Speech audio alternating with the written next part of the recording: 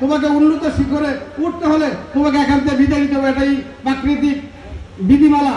তাই এই 30 তারিখে পরীক্ষা যারা তোমরা অংশগ্রহণ করবা, এই আলী আহমদ মিয়া বহুমুখী মহাবিদ্যালয়ের সম্মানিত সভাপতি, আমাদের সকলের শ্রদ্ধা জনাব মুফাজ্জল হোসেন চৌধুরী মায়া বিক্রম এই প্রতিষ্ঠানের সভাপতি, তার সম্মান রক্ষাতে যেখানে আমাদের পরীক্ষা তোমরা অংশগ্রহণ করবে সাঙ্গাচর, সেখানে কোনো শিক্ষকের সাথে তোমরা তোমাদের আচরণে কেউ যেন কোনো বলতে পারে না যে আলী আহমদ মিয়া মহাবিদ্যালয়ের ছাত্ররা বেয়াদব।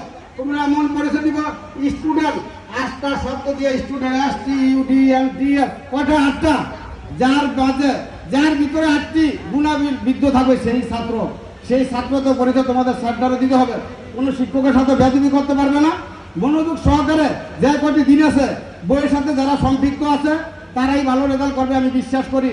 গত টেস্ট পরীক্ষাতে রেজাল্টগুলো ঘোষণা হয়েছে, যারা বইয়ের সাথে সম্পৃক্ত ছিল, যারা কন্টিনিউ